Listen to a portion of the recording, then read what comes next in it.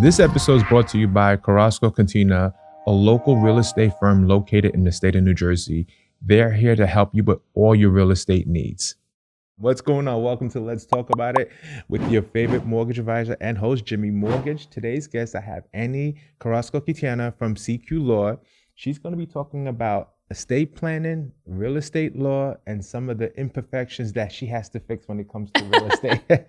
Annie, welcome to Let's Talk About It. How are you? Thank you, Jimmy. I'm doing well. How are you? Good. Today's a beautiful day. I'm happy you made it. It is a gorgeous day. Yes. So let's go into law. What do people need to know about real estate when it comes to law? Okay. So that's a super easy question, right? But I think everybody comes into purchasing a home super excited, and what they're looking at is the numbers. Right. And the numbers are truly important and they matter. Right.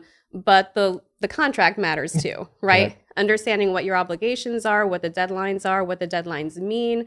And also other things like the certificate of occupancy, smoke cert. And I won't get into the nitty gritty because that's a little bit granular. But what that means to me as a buyer, if I'm now saying I'll accept a property without a CO, right? That happens. Oh, wow. Or I'll be in charge of the CO, Okay. right? And I'll take care of it after closing, before closing. What does it mean if you have an FHA loan and you're saying I'm going to do the first $1,000 of any lender required repairs, Okay. right? Beyond like what's coming out of your pocket, what does that mean for you? What liability are you taking on? Right. So let me ask you a question. Is it, when it comes to a situation like this, what does it mean when sometimes buyers are putting money in escrow for that? Can you break that down a little bit? Because sometimes a realtor say, we could just going to put that in escrow, but the buyer will come to me and like, Jimmy, what does that mean? Can you walk into that a little bit when a buyer is like, little things that we need to fix that we have to put in escrow? What does that mean? Okay. So that can happen a couple of ways, right? You can hold money from the seller's proceeds in escrow. Okay. If you haven't waived those rights and you're saying this is still a seller's responsibility, but seller doesn't have the money to come out of pocket to do it. One, you have to get your lenders okay, right? Is it okay for these lender repairs to happen after closing? In my experience, it's not. In a couple of deals, it has been. Right. The lender says as long as the money's there from the seller held in escrow, we can close.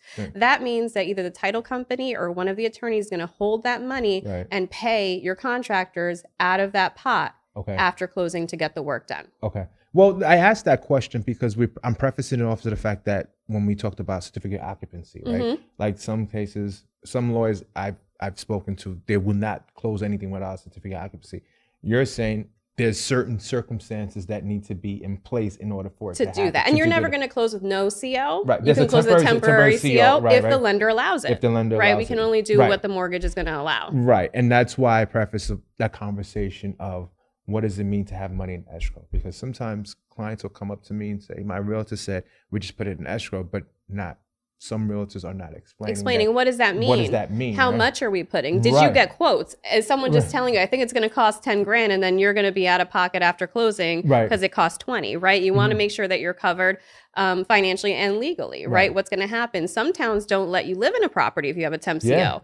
Deal done. If I'm moving in with my family, right? And I need to move in by the 15th of May, we can't close. We're going to have to move on to another property. So there's a lot of variables when you're talking about things like that. I'm happy you're speaking about that because each town has their own ordinances, right? Yes. We've seen it and all, some of them are very different. In some towns you can get a CO just by blinking your eyes, and other towns it's, more stringent than the private inspection. You're like, wow, good job town, but we're never going to close this file. Did you want me to fill out an application for a water faucet? Right. Is it that serious? I mean, some of them they get very granular. We've seen that. And I understand they're trying to upkeep their inventory. And a lot of times it's towns that have faced a lot of dilapidated abandoned homes, right? They want to make sure that the properties are in good condition. Yeah. Again, sometimes I think it's over the top, but let's be objective, right? We have to understand where they're coming from, right? This is why their town has that makeup because of certain things they put in place, right? So that's important. And as a buyer, you want a good house. Right. So being the fact that you work with estates, and many are not comfortable talking about that, right? Because it's the afterlife conversation, right? How do you bring that approach on making sure your clients, when they're dealing with you purchasing a home, to talk about like, you should also prepare for your after. Right. Yeah. You should think about your estate planning. Right. And I'm Dominican and I work a lot with the Latino community. And In our community, we have, like, if you mention death, you're calling it to you, right? So people just don't want to talk about it. Right. But what I tell them is, like, when you have your umbrella, it tends not to rain. I like but that. if you left your umbrella at home, it's pouring, right? So you want to protect, when we all work so hard for our home. So don't we want to make sure that it's protected? Right. And I think that people are turned off by it, not just because of the conversation regarding death, but also they think it's very expensive. Yeah. And it can be, right? It depends what assets you have. There's also a lot of buzz around trust. Not everyone needs a trust, and I'm very honest with my clients about that. Depending on your life makeup, your family makeup, your debts and obligations, not everybody needs a trust. It's worth having that conversation, because what you don't want is to work so hard, have your home, and then sort of after your passing, what happens for your family? Right? So, you know, you have to kind of go light with clients about the conversation, but most people do understand the importance, especially when they're buying their home. And beyond the estate planning, also how you're going to title the property is super important. In our community, we do a lot of loaning our credit out. And what does that mean, right? Now you have someone who passes away and their family's entitled to half your property when they didn't put anything into it. So you want to have all those discussions with people early on. And a lot of people don't realize you can be like, you can give that person 1% of the property. I didn't know that. You can do it. Oh. Yeah, right? Okay. So I have 99% ownership. They have 1%. Tenants in common. You would do this in the trust. No, right? you can do it on the deed. On the deed? Yeah. Oh. As long as the lender allows. Okay. Some lenders don't like to see it if they're supposed to be living in the property. But as long as the lender is okay with that, you can and you should, because people say to me, can't they sign a paper? That's my favorite in my community. I'm like, what do you mean a paper? Even if they even if they sign a will, they can change their will. You have no control over someone else's estate planning. Right. So what happens to your home that you've worked for upon their passing if you're not well prepared? Interesting. That's why when it comes to those type of conversations, let me be very clear. When you're asking me, hey, Jimmy, how should I title the property? I'm like, you need to speak to your lawyer and title folks, because you had that conversation with them. They understand what direction they should be in with the help of a lawyer like yourself, to make sure that you're documenting this thing in the beginning, because it's one of those things you can't forget, like you said, especially in the Spanish. I don't want to demonize the Spanish community, but no, I mean, it's not demonizing. We're charitable. We're charitable. Right? We love you. You help me. I'll help you. Right? Right. We believe in the gift circle of gift. Right? Yeah. Give me one, I got your back, and then let's go. And to be honest, there's nothing wrong with that, because culturally, that's how, in some cases, you can get a house. Yeah. Right. We work together, because let's be real. To afford a home today is not that cheap. It's not easy. So if you need to buy in with other family members to help, which we do in the Spanish community, why not? We just want to make sure we explain it correctly. Yeah, make sure with the help of Annie, of course, and her team, explain that well. I had a client, he wasn't a prior client, come to me. He refinanced his home that he had already had 15 years. Friend helped him refinance. The friend passed away. They own it 50-50, tenants in common. The friend's wife wants her share. That conversation. It's tough. It is. It's tough, and there's not much you can do after the fact. And it's always like, we'll refinance the person out. That's what people think. How quickly can I refinance them out? That is always the easy. We don't know. We also don't know what's going to happen in 3 months, 6 months, a year. Right. And where rates can be at that time. Correct. Yeah. Or if that person even makes enough to even get off the mortgage. Correct. Right. So there's a lot of moving parts. And again, why working with Annie, she's able to explain that for you, because not every real estate attorney has the estate trust background like you do. So you bring a unique perspective when it comes to the community. So I love that about that. Yeah, I mean, it's super important to not only, you don't want to just achieve the American dream, you want to preserve it. Right. So what are some of the commonalities you see with the community at times when it comes to mistakes purchasing a home? You mentioned the fact that estate, like, you know, when signing, you have to know the risk, but what are some of the things that in the beginning phase when they're purchasing a home that they tend to forget, they slip up, and you remind them again, this is a piece of paper you're signing and how important it is? I think that, and that's why attorney review is super important. And most people don't understand what attorney review is before the first time you buy a home. Right. Unfortunately, I find that even after the second time, some people don't quite get it. So I wonder who they were working with. But you sign this, you have an accepted offer, right? When both people have signed. And it's not contractually binding on you until either you forget to do attorney review or you conclude attorney review. Right. So here's some important things. Deadlines are not discretionary. Okay. Right. So your deadline and working with a team that works together is super important. We've had a lot of loan denials come to us after lenders have already told us we're going to be clear to close next week. There's not a lot I can do with that. From Jimmy. Not from Jimmy Joseph, CMG Home Loans. But there's not a lot I can do with that in terms of protecting your deposit. Right. When there was no communication with me during the process. If loan products are changed without the set, that's a big one.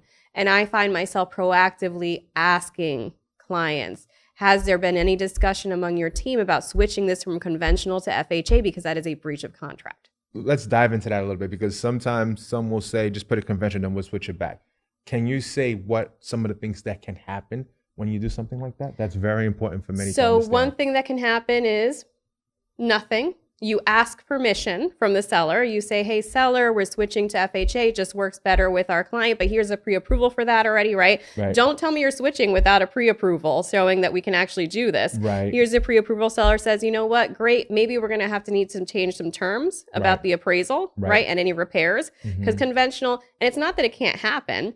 I've seen plenty of times conventional appraisers ask for repairs, but it's more likely with FHA depending on the condition of the property. So that's one. Everybody's cool. The other is no, right? Because the seller said, I accepted your offer because it was conventional, right or wrong, right? But those were the terms. Those were the terms. And now they feel misled. So it could just be a no. And then what do? Right? If you were pre-approved by a qualified lender, your conventional approval should stick, right? So I'm not sure how you're going to get a denial out of it. But communication is key to avoid all of those. If your lender talks about switching, call your attorney and tell them. I've gotten approvals, commitments with conventional, and then a few days before closing, actually, we did this, that, and the other thing. I want to help my clients. I can only help them if I know. You just got to be honest in the beginning. You just got to talk. You got to communicate. You got to be honest in the beginning, because again, what you can be having in your mind and you think it's okay, legally, that may not satisfy the other side. Keep in mind, there is another side to this component, and Annie has to be able to make sure she has enough in her arsenal to have that conversation with the other attorney to let them know what is actually happening, especially in the climate of housing today. Because everything is subjective. If this person is lying, this is happening here, such is not happening. There's a lot of moving parts. You got to protect everybody here. There's a lot of moving parts. And adding a buyer without letting everybody else know. And now the denial is based on the new buyer who was not on the contract or ever amended to be added. I can't do anything with this denial. This episode is brought to you by Pamela Lee from Elite Title Group, representing all real estate transactions in the state of New Jersey. What kind of pressures you deal with, Annie, right? Speaking of attorney review, because we live in the inventory is different in today's market, right? And you have to be quick when you see something and go, got to get it, right?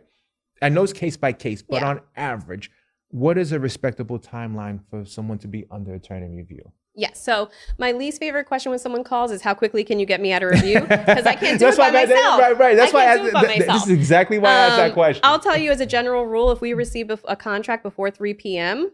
as a buyer, we get our attorney review letter out that day. Assuming the buyer can speak to us. That day. Assuming the buyer can speak to us. Because I'm not sending out an AR letter without discussing the contract with my client. So typically, you could be out the next day. I would say between a day and 3 days, right? I don't want to say the 3 day. It's not a magic number, that 3 day. It's not true that attorney review lasts 3 days. You have to start it within 3 days. But as long as everybody's rolling, 3 business days is usually, we've gotten out of review the same day, right? We get something 9 a.m., the other attorney's on it.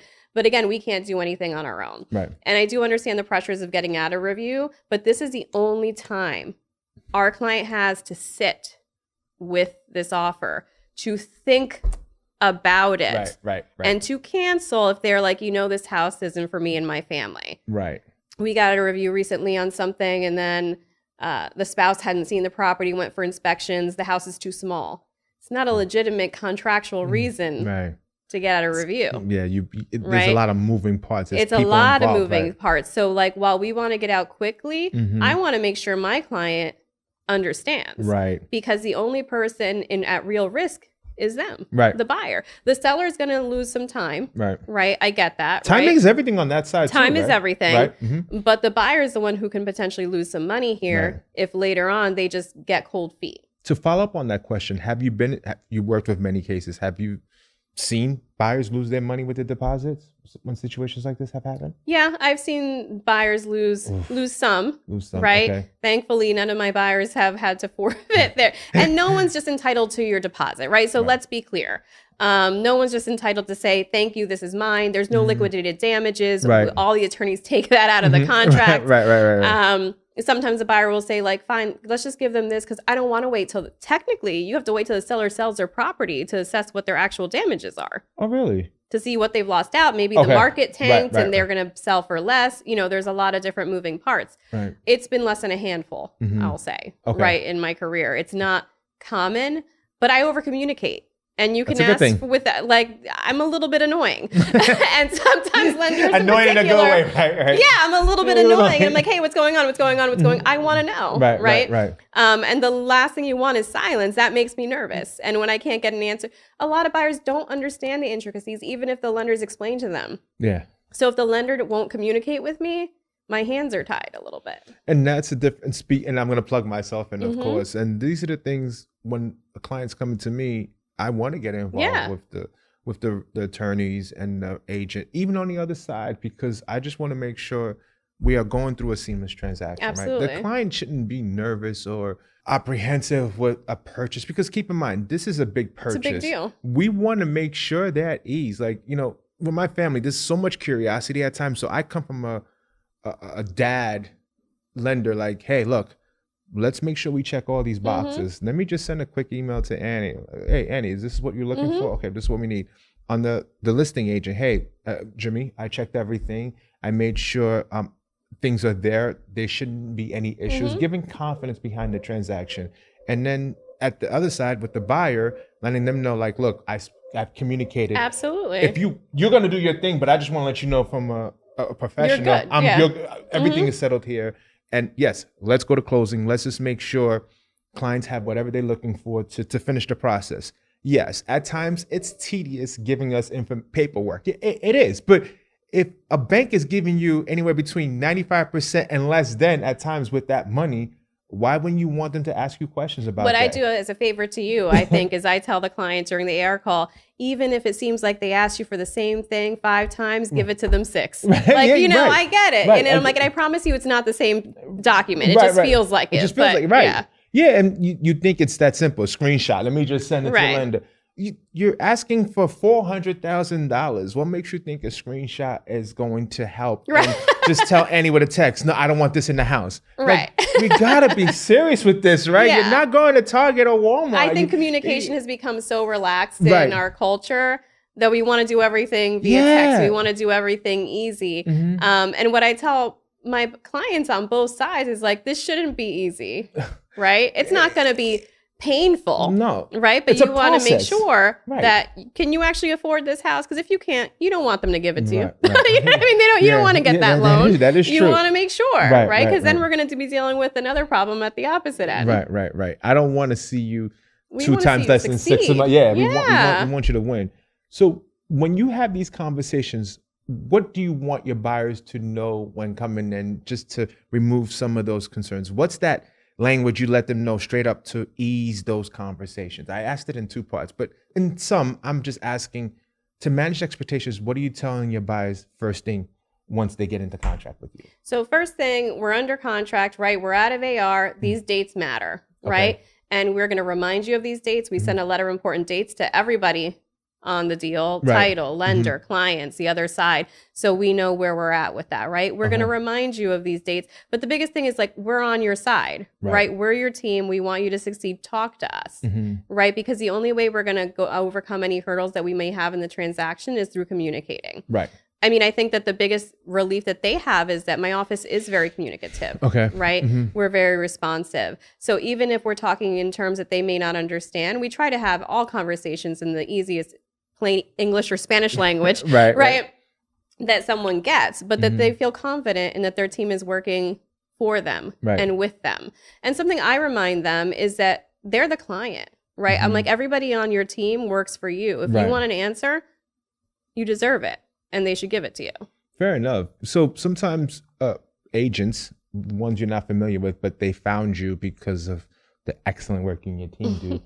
Do you go through certain conversations of the behind the scenes stuff that you do with their clientels when they have that conversation of bringing a new potential buyer? Yeah, so usually when there's a new contract that comes through, and I haven't met the agent, right? I'll say, do you want to have coffee? And people don't always have time for coffee. Do you want to have a chat? And I'll say, you know, this is how we work, right? This is how we work. This is how my office works. This is our process. We're very tech forward.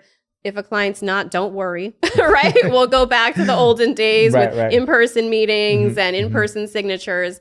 But we like to walk the agent through it too. And there's a lot of new agents that need just from A to Z. This is what happens next, because some people don't know, right? They're new agents. They just got their license.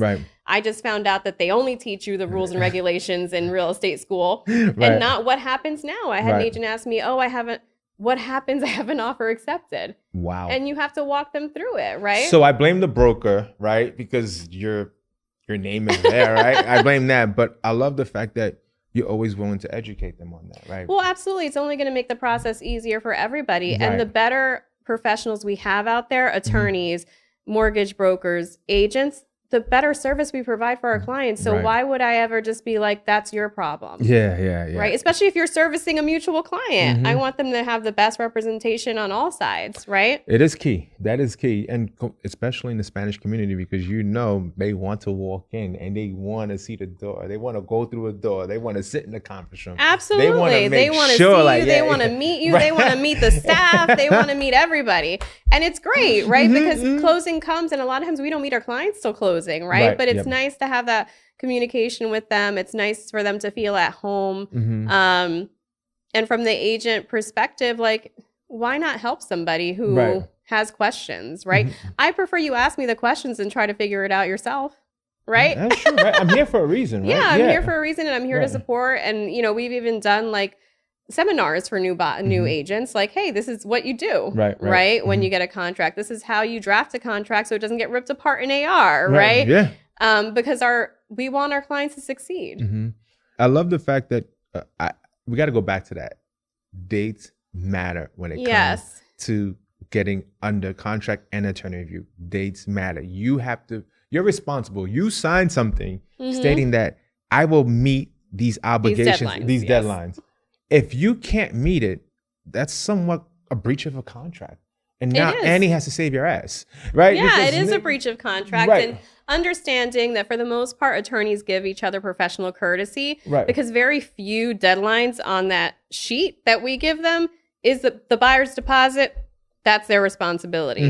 The commitment, they better have given their lender what they needed, right? But I have someone else to follow up on, right? With those things. But those dates matter, right? We have all the dates in between. People are a little bit flexible with, but depending on how long it's gone, you can give someone 3-day notice to cure. You better get me this or you're in breach of contract. There's time is of the essence for the closing date. And we do go through all of that with our clients in AR, explain to them what TOE is.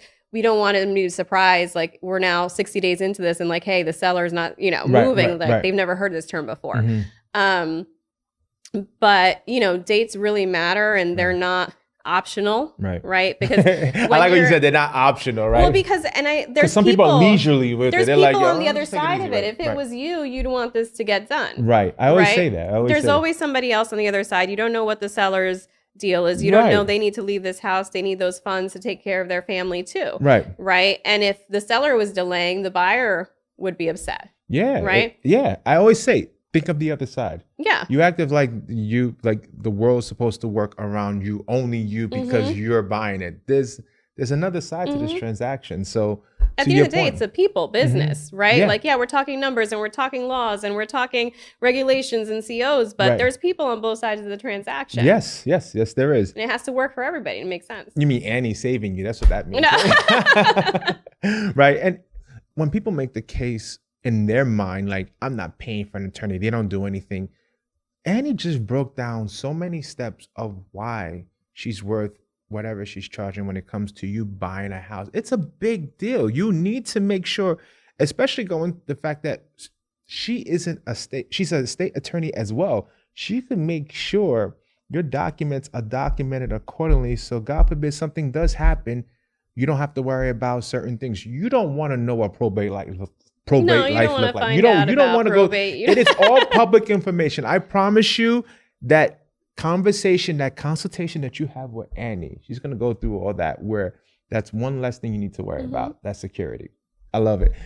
If you're looking for ISAs and marketing, please contact J. Lopez Enterprise, servicing all 50 states. Annie, we got to talk about this. Time of the essence. Please dive into that. That is a big thing, and the world needs to know what that is. So this is not legal advice. This is just educational information. That's a blanket statement for the whole podcast. Right. But so time is of the essence. It's something that you actually can't issue until you pass the closing date. So that's something that people, I think, get a little bit confused about, right? So we can't say someone's in breach of contract for not closing until after we were supposed to close. Which stinks, even if we know they're not going to close. Right.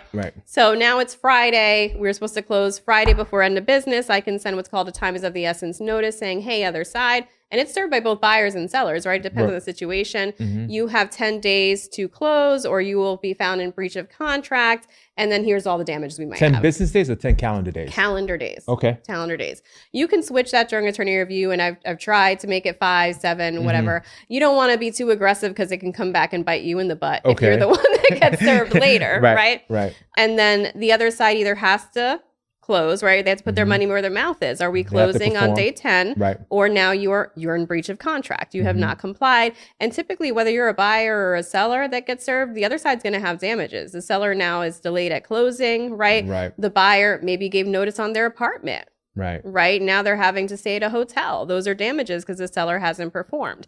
I do tell my clients on both ends that closing dates are an estimated date. On our letter of important dates, it says at the bottom in red, please do not schedule movers. The bottom part, do not pay any deposits. Oh, there's a lot of selective reading going on. Do anything until you have a confirmed closing date. And I know that life happens. So like, how can I wait until like the week of closing to know? You should wait till you have a mortgage commitment and you're out of inspection contingencies. Right? At least, at the very least, so that you know that this is moving forward. Anything could happen. A seller can pass away in the middle of the process. Now we have to wait, right, for the probate process. But time is of the essence is just a vehicle that you can use.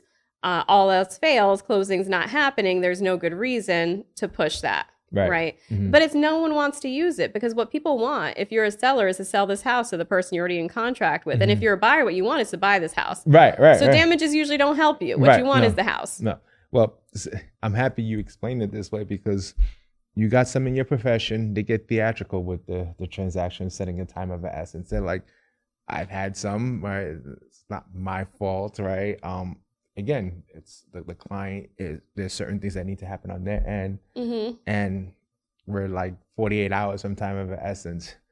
And some in your profession, they get really theatrical. They write like 3 paragraphs. I'm like, by sending this, you act like this, I don't want this to happen, right? I mean, there are lives involved. I want to do right by that person.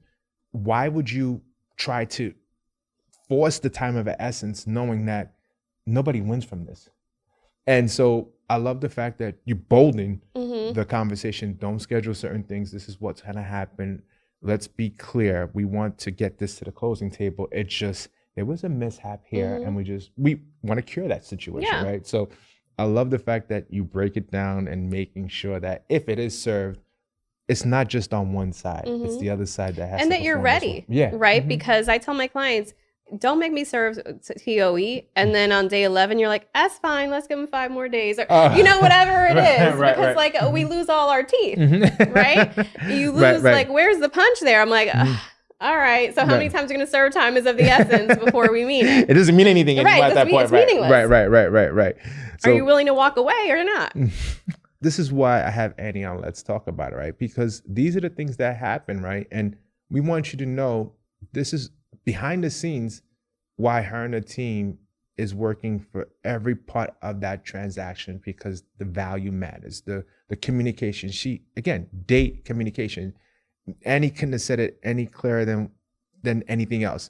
It's communication, it's dates. We have to make sure we're speaking to other parties that are involved.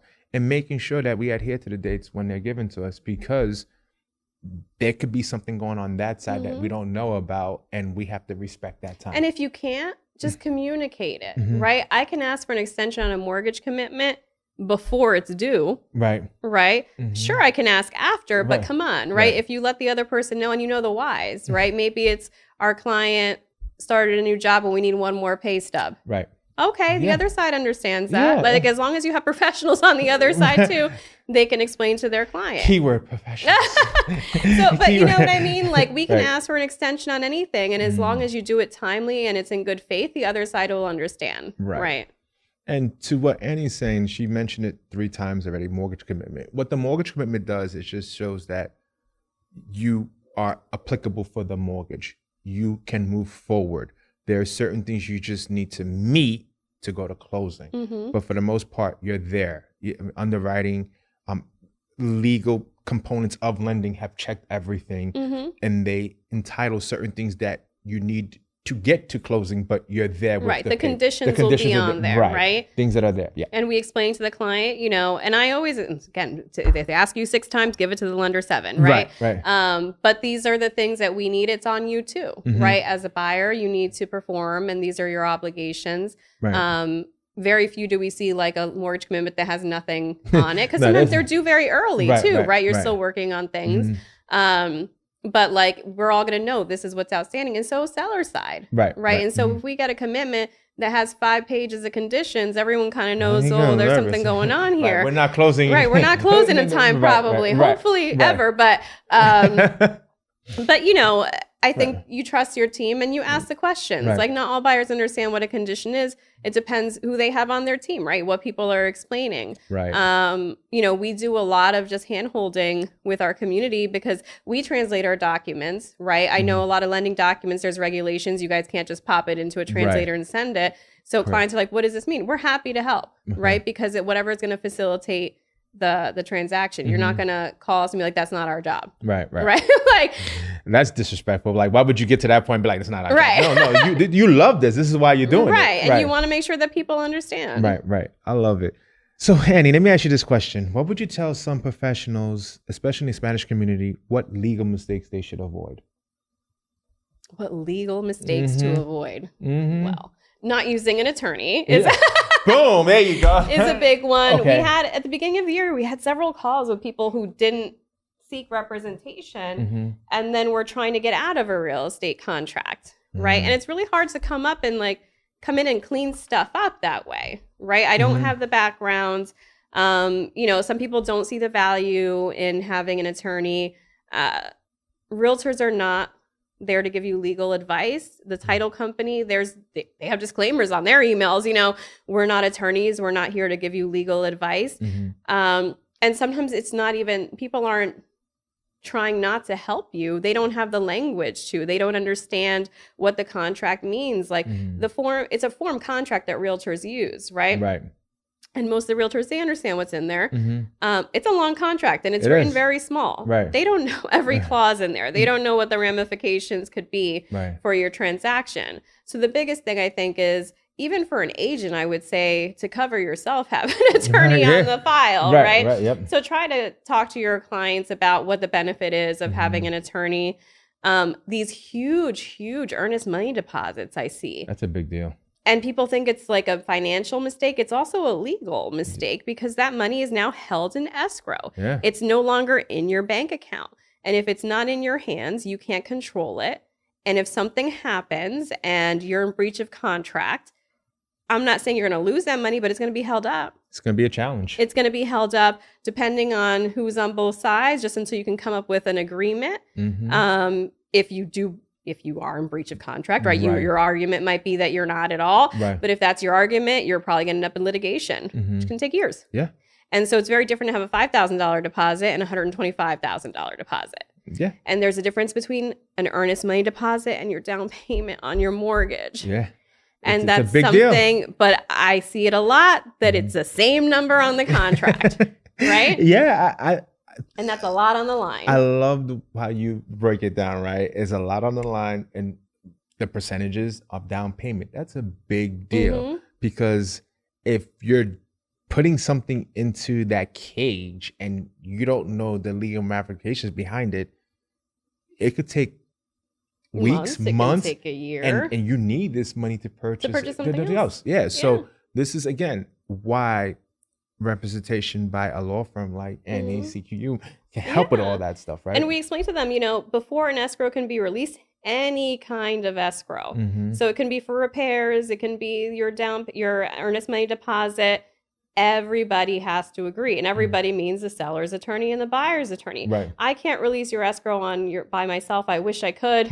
We have like oil tank escrows that are held, and it's like, I gave you the letter. Can you give? I'm like, I'm not losing my license over this escrow. The other side needs to agree, right? And so that's the biggest thing. Once it's out of your account, can't control that money. So it's a lot of money on the line. So in other words, be careful when you're being asked earnest money. And look, I get it. Some realtors are saying, I need the escrow right now. I need it. Yes. Before you go through all of that, give Annie a call. Like seriously, just have that conversation with Annie. Be like, look, I'm told I need to do this, but what should I do before putting this percentage into this and how account? Much? Yeah. And I mean, you can say, people want to make sure that the buyers have the money to close. Right. I get that. Right. But whether they put $10,000 down or their whole $200,000 down payment down, you're going to get your funds at closing. What you can do is say, hey, this is what my clients are willing to do. And here's their proof of funds from their bank account showing they have the rest.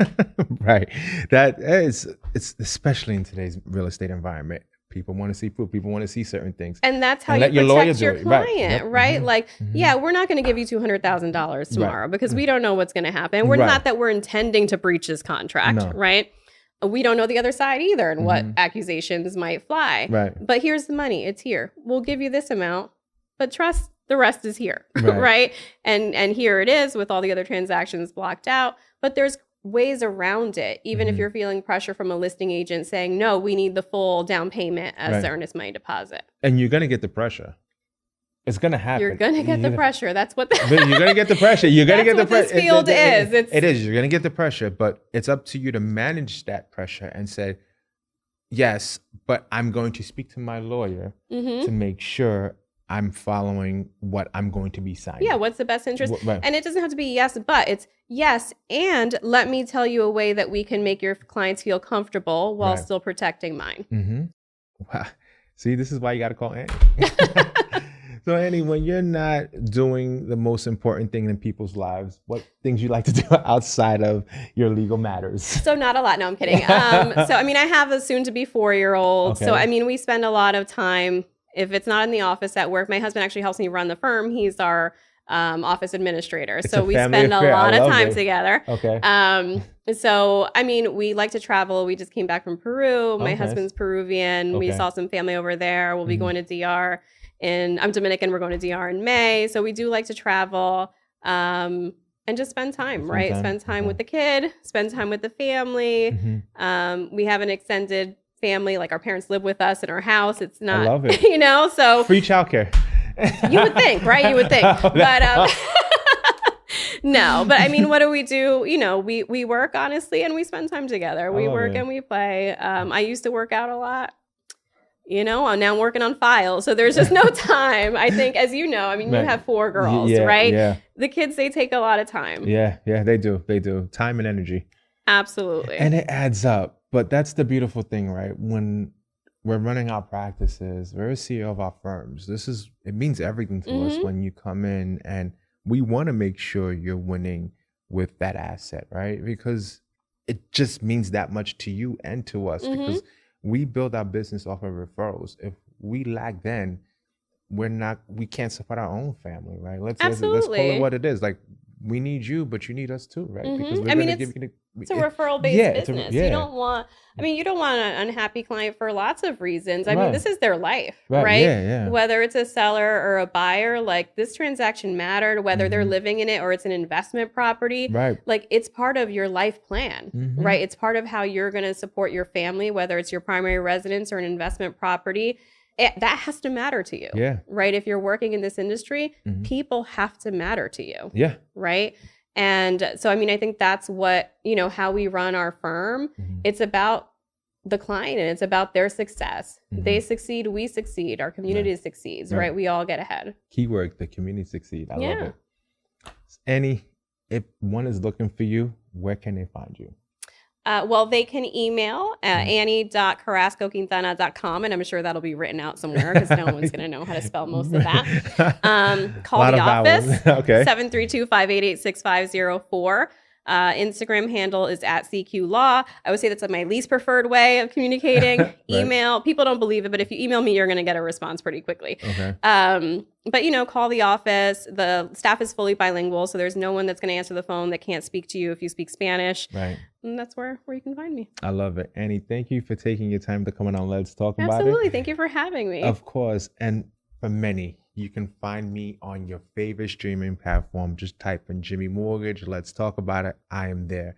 Again, thank you again for coming on Let's Talk About It today, Annie. I appreciate your time. Hey, listeners, are you looking to improve your home comfort and save on your energy bills? Let's talk about Seal Power. They've been awarded Energy Star Sustained Excellence Award, seen on Good Morning America, the New York Times, and World News. Seal Power is dedicated to keeping your home cozy while saving money. Check out their website for tips and incentives and more at CIELPOWER.com. Stay comfortable and save with Seal Power, where comfort meets efficiency. Follow them on Instagram for updates and more, and Let's Talk About It as well. Thank you.